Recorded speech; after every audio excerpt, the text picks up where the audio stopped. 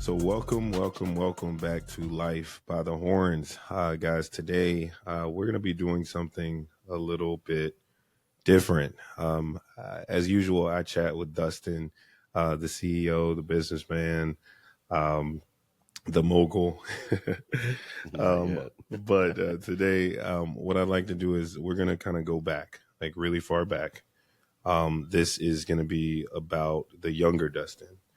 The one that's, mid divorce, mid chaos, mid figuring out what the hell to do with all the pain that was going on. And we're going to unpack that version or what that version of him did to survive and to make it and what it actually took to break free. I think, I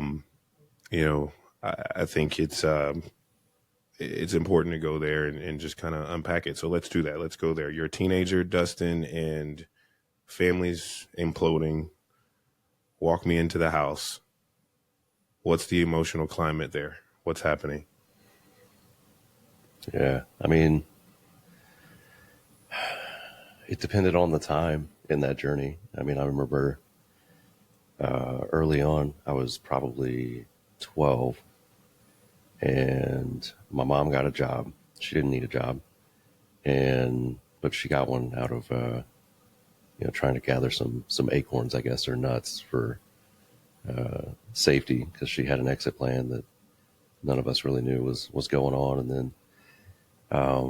then she started like randomly being out all night, which was just not normal at all.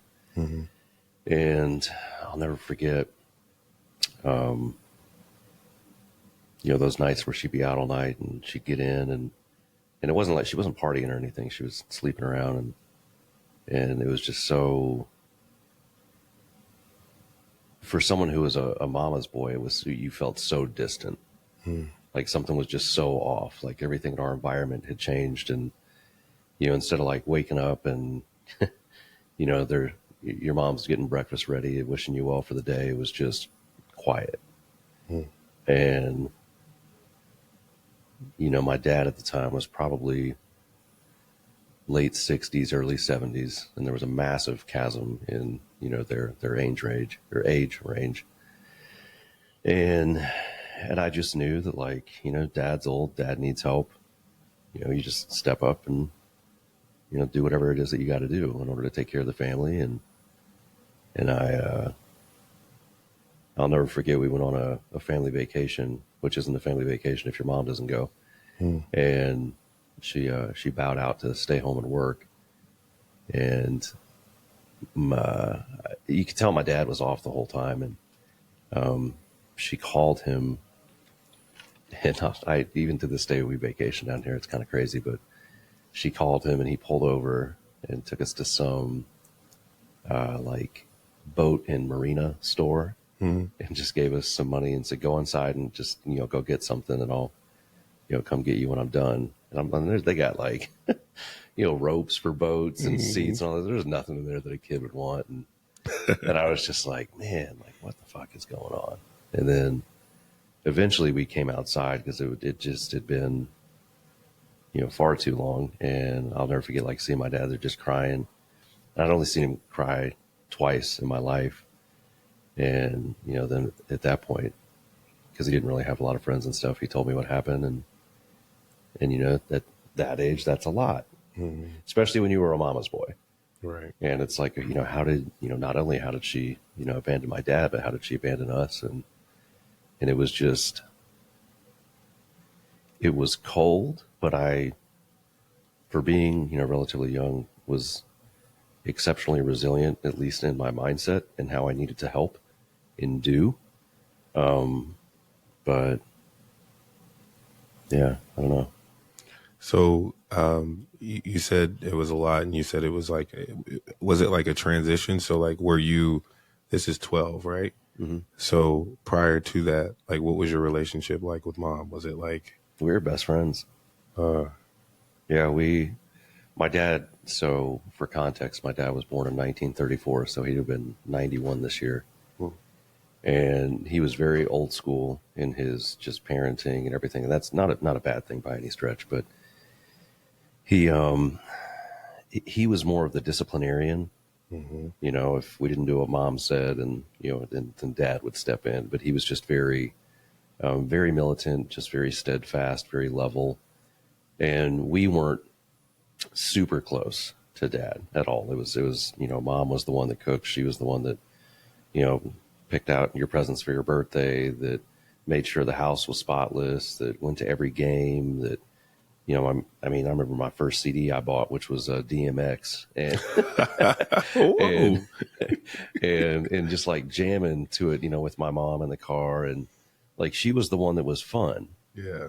And what's crazy is at that age, like I didn't, you know, because you're young, you don't know anything, but there was this pattern of behavior that was going on where, you know, there was you know, consistent infidelity and just like weird questions she would ask me is, you know, like, oh, you know, what do you think about Brandon's dad? Like, wouldn't you rather his dad be your dad? And you're like, Wow. and you're, you know, I'm like 11 at this time. I'm like, what? But Right. that's not my dad. Like, what are you talking about, lady? And yeah, when things just got sideways and she just left, Mm. and you know, she would only show up when she was in need. And again, I was a mama's boy and I had a tender little heart, and so she'd show up and be like, oh, you know, I don't have any money, and you know, I'll pay you back. And I'm mowing grass to make money, and so I'm like, oh, I've got $120 here, mom. Yeah. And then you'd never see it again. And it wasn't that, you know, you didn't see it again, it was just that you just felt like you were getting taken advantage of. Yeah.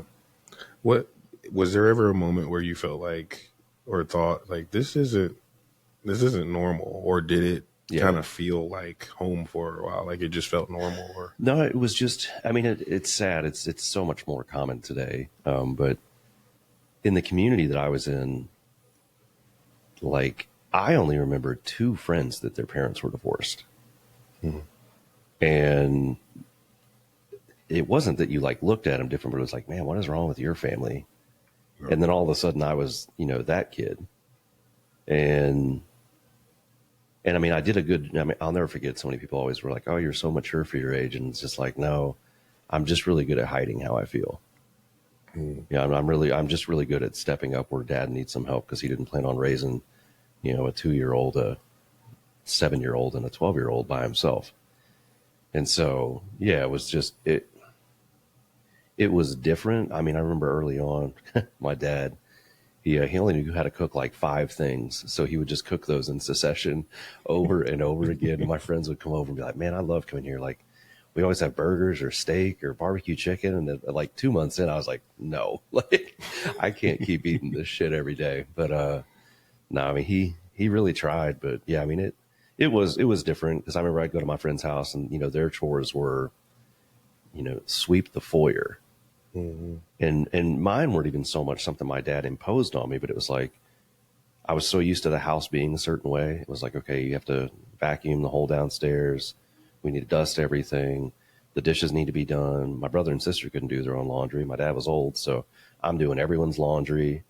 You know, I'm mowing the grass, and you know, my dad, you know, gave me a nice allowance to do these things, but you know, it's like if they wanted, you know, my friends wanted to go do something, they had a 5-minute chore. If I wanted to go sit, I had 2 hours worth of work to do, you know, before I could feel even okay asking to go do something, because I candidly felt like I was abandoning him. If I went to a friend's house, it was like, man, dad's, you know, little buddy and little helper's not going to be here.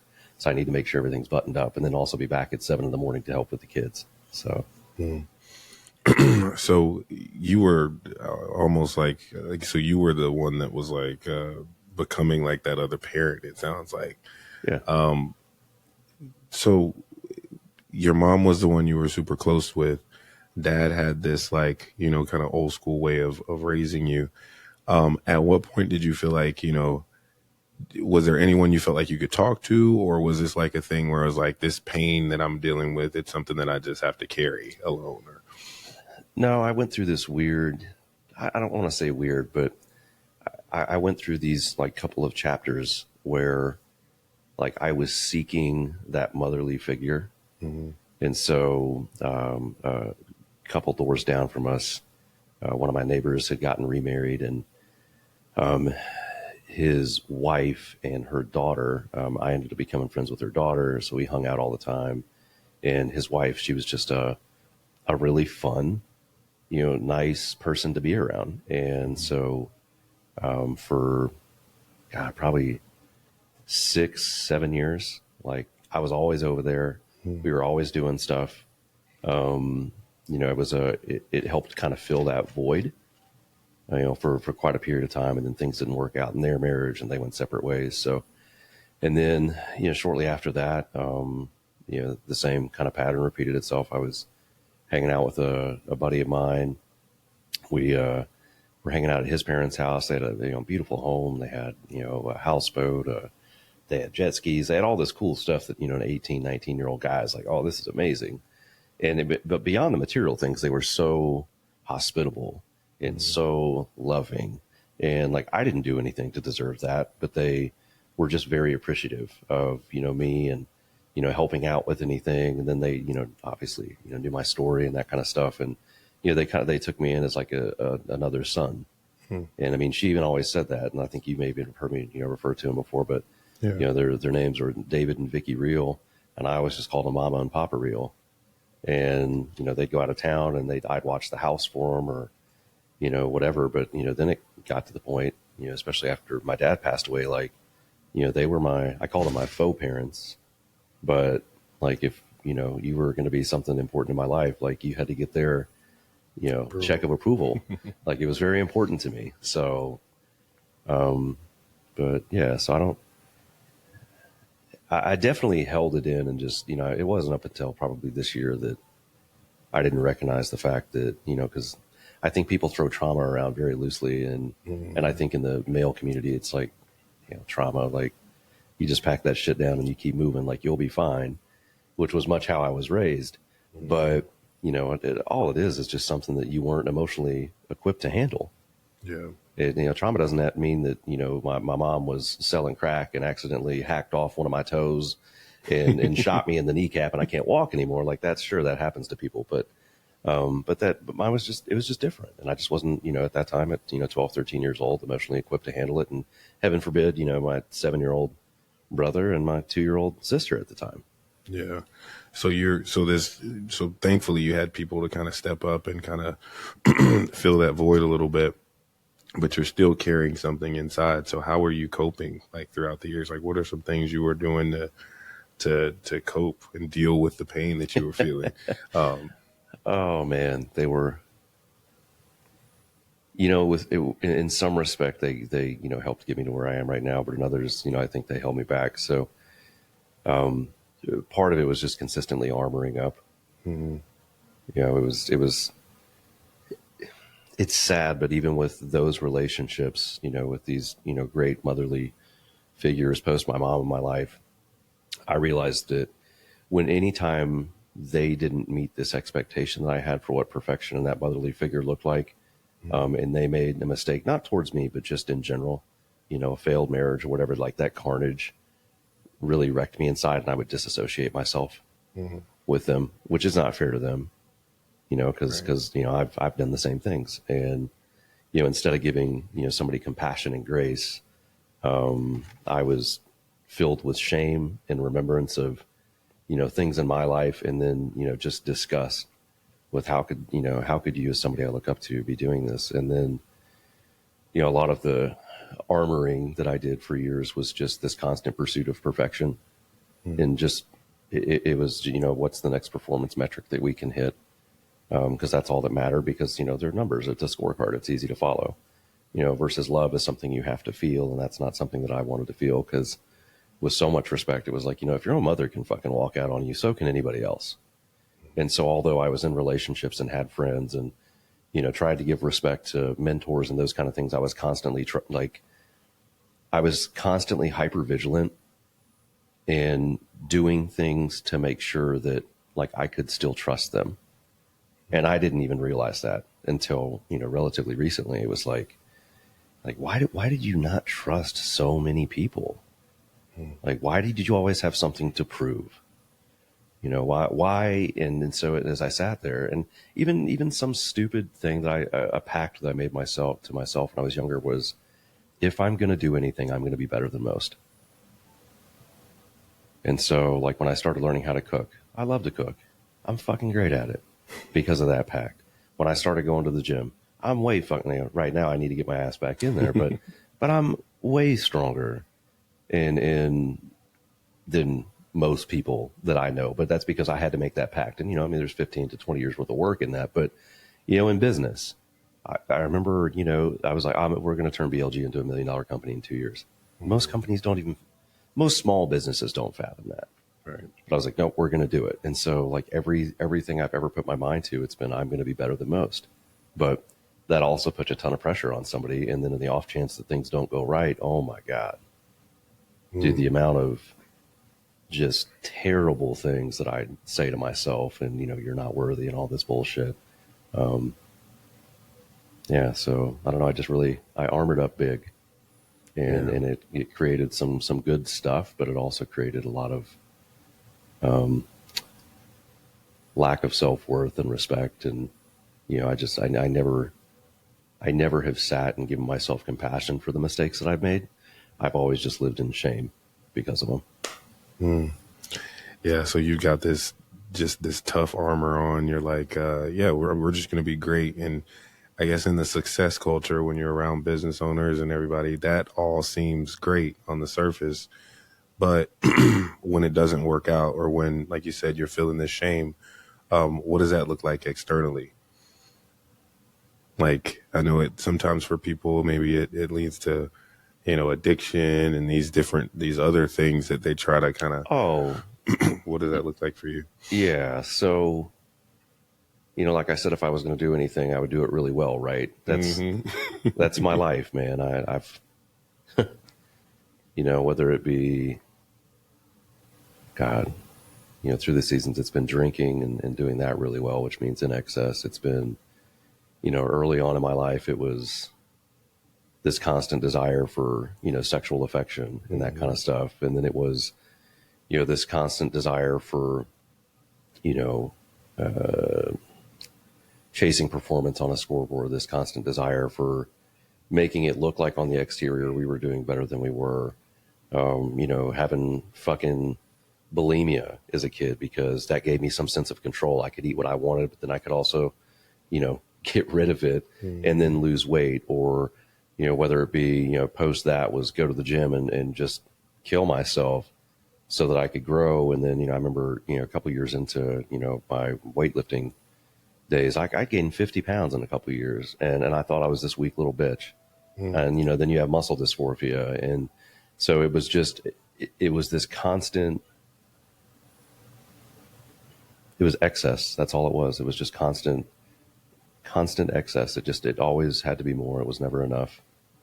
And you never get to the top of, whatever that mountain is that you're looking for. And even something I was reading yesterday, it was like, I'd share with you before we started this thing, the letters to myself at, 13, 18, 23, 28, 33, and 43.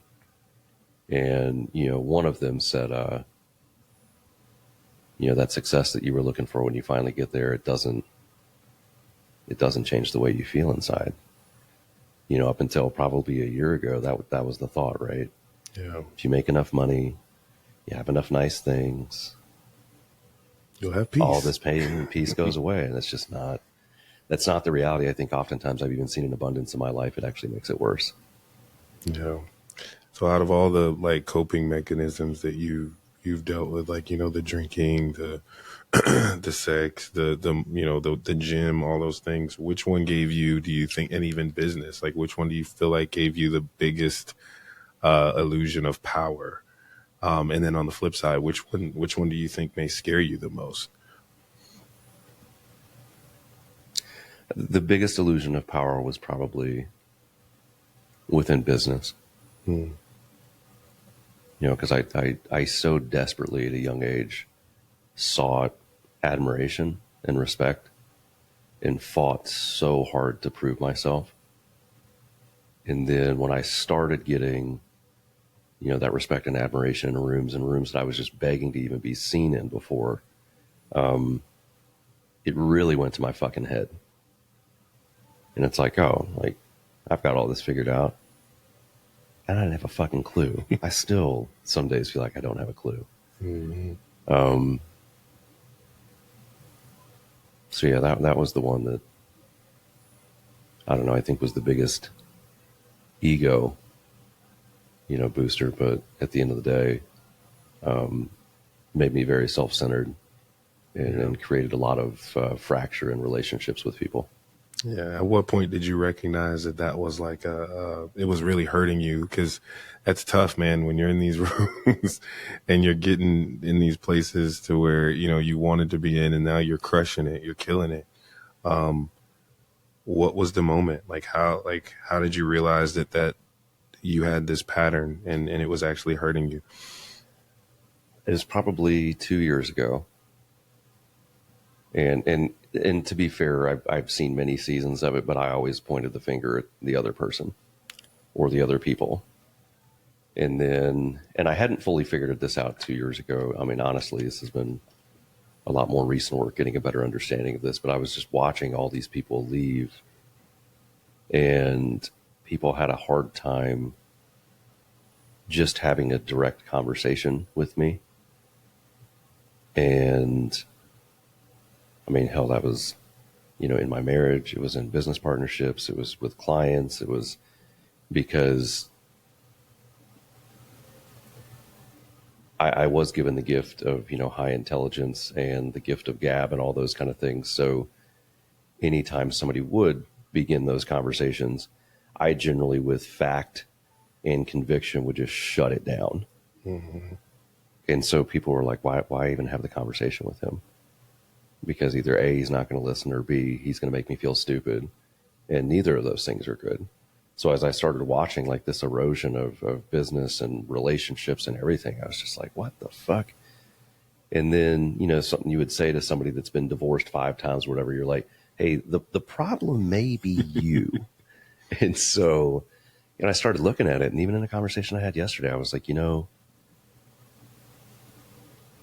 in almost every interaction I have with people, they mirror me. So if I come in positive, if I come in uplifting, if I come in excited, even if they're not, for the most part, we're going to kind of get to that same playing field. But if I come in pissed off, if I assume that you're having a bad day or you're going to be a Debbie fucking Downer on this idea, that's generally what I'm going to find. Yeah. And where we're going to live. And so what was happening is I was alienating myself from people. I was putting myself on a pedestal that didn't fucking exist. It was an illusion.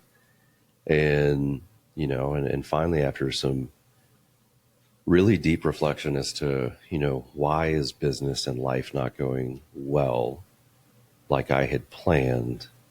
And then I'm like, oh, it's me. And then I started looking at, the team members we had around us and policies that we had and everything. And I was like, look, we have shifted so far away from the foundation of where we started. We shifted away from being a servant of people to you guys building my kingdom. Mm-hmm. And it was gross. Yeah. Like it was disgusting to look at. And the sad part of that story is even when you identify that, especially if you're like me, I'm, hypervigilant, very self-aware. Yeah, you end up putting yourself in this like self-awareness purgatory, and you're just fucking mad and filled with anger at yourself. And then you're like, okay, how do we fix this? And I just didn't know. And then, slowly we started making pivots in the right direction and whatnot. But, it wasn't until, and I shared this morning, in social media, like, I think one of the things that especially men struggle with so much is we look at past actions, and not that they define us. I think we're beyond that, but they fill us with shame versus compassion, where you say, hey, it's okay, old you. There's a reason that we were doing those things. A lot of it's probably our past that we haven't really sat in the grief and worked all the way through. We just kind of touched it very surface level and put it in the corner and said it'll be okay. And that's just not the way it works. And so I think one of the biggest things for me, and I'm, going through it right now, has just been, give yourself some grace and some compassion. Like, you were never meant to be perfect, period. So quit putting that expectation on yourself. So back then, like, was there a rock bottom moment for you, like where something like, or was it like death by a thousand tiny cuts kind of thing? Both. Both. Oh shit. Yeah. Yeah. I mean, every day was death by a thousand tiny cuts. I mean, it was all I mean, I'm just dead serious. It was all I could do to get through the week. And then I would get to the weekend, and thank God for some great team members, back in the day that held down the fort. But, I would just get to the weekend. I just wanted to be numb. And like so numb that if you called on me, I couldn't fucking do anything anyway. And so, which is just, especially looking back, it's like, man, that's fucking sad. Mm-hmm. Like so much potential. So, I mean, I remember, Michael at one point telling me, he's like, man, I've met very few people who are so intelligent and have so much potential. And it's like, you're just squandering it. Like what? Like, and he didn't even know everything that was going on mentally and internally. And so, yeah, man, I would wake up during the weekend and just like, fuck this. And just go drink and just fucking sit there, depressed as fuck. Yeah. And it created this, massive chasm in my, relationship with my wife. Cause again, people mirror you. And so I'm not being overly affectionate with her. I'm just numbing because I was so disgusted by, opportunity that we had and the fact that it wasn't being seized, which was on me. And instead of saying, all right, things aren't going well, how do we fix this? I was just like, no, fuck it. I just want to be numb.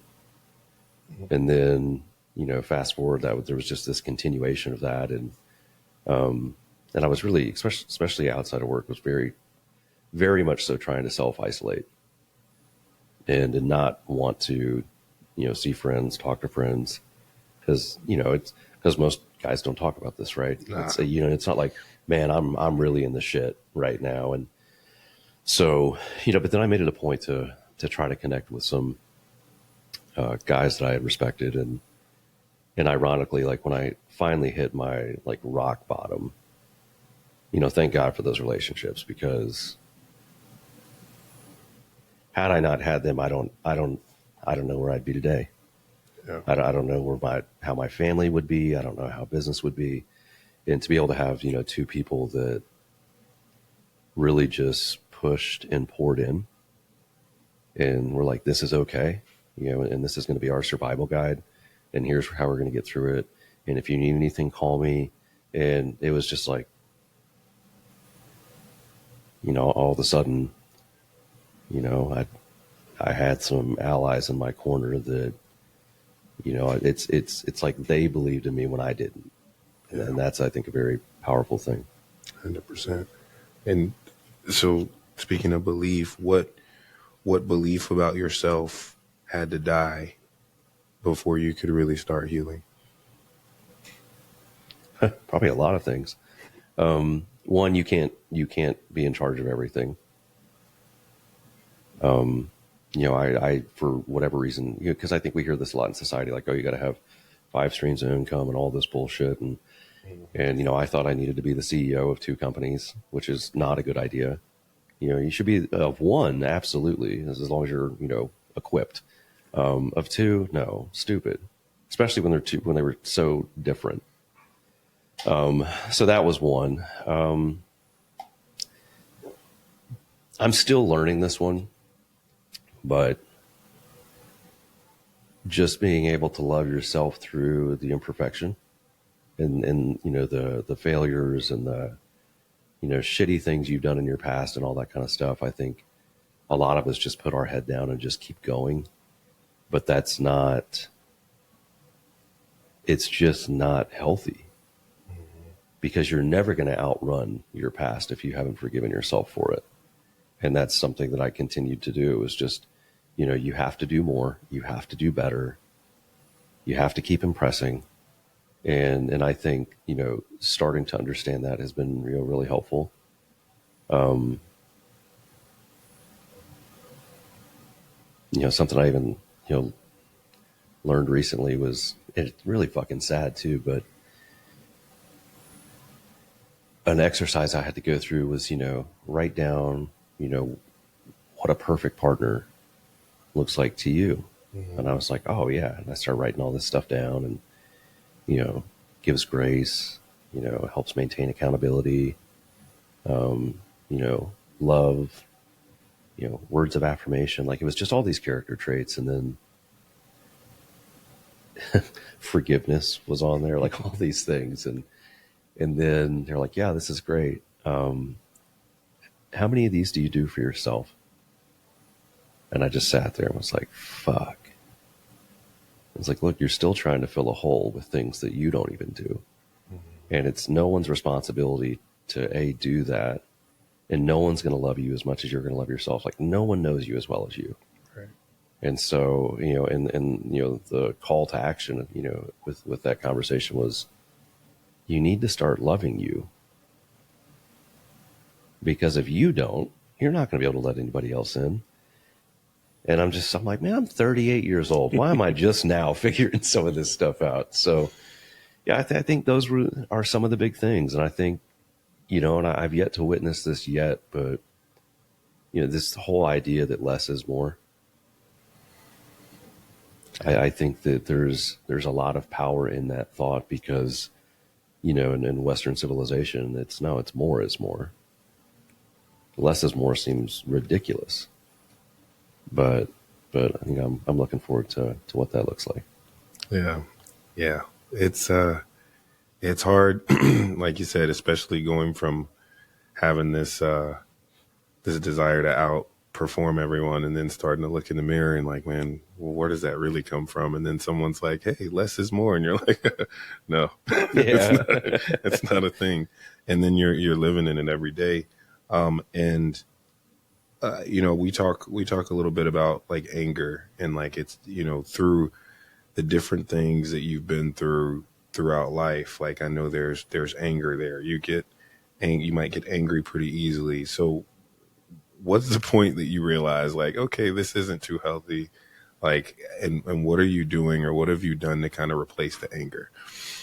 So funny story. I didn't think I ever was angry up until in the last few months. And I remember even telling a good friend of mine, I was like, man, because he was upset about something. I was like, man, I just don't really get angry.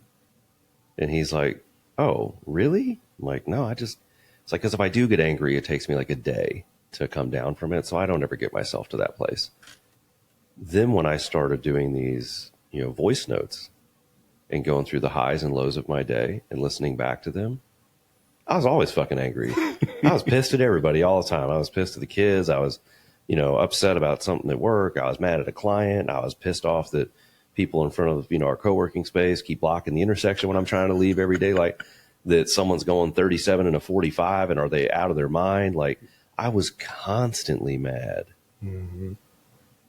And so, it's just, again, 38 and finally realizing that I've been pissed off for 25 years. Like, didn't even know it. No. And it's funny because you think you're not, but now that I think back, with, my wife, and I, and, her like, oh, you're so serious, or, why can't you just relax? And it was like, cause I was fucking angry. Mm-hmm. I was just angry. I was mad that, something didn't get done at the office. I was mad that one of the, like literally, I was just mad all the time. Yeah. And I was like, man, that's just the fucking worst way to live. Yeah. Just carrying that anger around. And the crazy part is you didn't even know it. Like, right. And, but I think what's bigger than that is, I think most guys are so terrible at understanding their emotions, but it's like, okay, why are you angry? And then, I'm angry because of this. And then, okay, let's take that a step further. How does that make you? And once you start going down that journey, it's like, oh, yeah, my reaction to that moment is triggered by this that happened 20 years ago. And I haven't really sat with that happened 20 years ago. So every time something similar happens, I'm immediately brought back to, the chaos and the frustration of then. Right. It becomes everyone else made you angry instead of like this thing from the past that I haven't unpacked is like. And we talked about this yesterday too, like, emotions and how we feel, and they're our responsibility. Right. They're not the other person's, and like I said, outside of abuse and those kind of things, like, if somebody says something to me or challenges something and that makes me feel a certain way, I need to figure out where that feeling is coming from and what my mind is trying to show me or protect me from. And then say, like, it's okay to feel this way. Right. We got this. Instead of living in that emotion, like, Tuesday this week when I was pissed off the whole day. Like, yeah, it's interesting. It's like most people, and you find this, like most people they get to blame, not get to, but the immediate reaction is to blame someone else. Like, they made me angry. My kids do it all the time. He hurt my feelings. He did this, he did that, or she did that. And really our feelings, a lot of times, these emotions, like the anger, all of them are just, they're signals, right? Mm-hmm. And so they're signals to unpack. And there's a complex set of reasons why you feel the way you feel. You have to unpack it, but most people don't have the tools, or it's not something we learn in school, right, or when we're younger. It's not something that we've ever learned. And then I think most people have a really hard time also taking responsibility for things, even if it's just, I remember having this conversation 3 or 4 weeks ago, and a good friend of mine was like, we were talking about a disagreement in my life that was going on, and he was just like, okay, well, although it is, not the gospel, is there anything in what they have stated that is true? Well, yeah, like 15% of it. And it's like, okay, well, you're responsible for that. Yeah. And like, you need to own and fix that.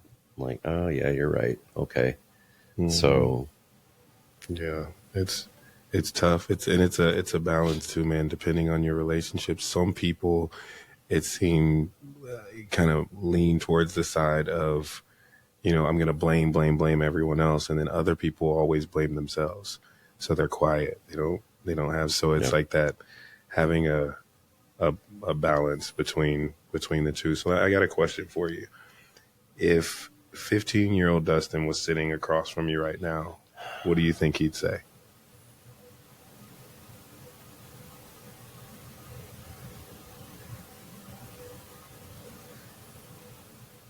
I think in some capacity he would say, wow, like,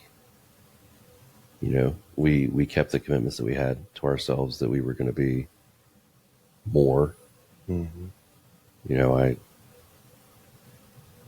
I think he would be,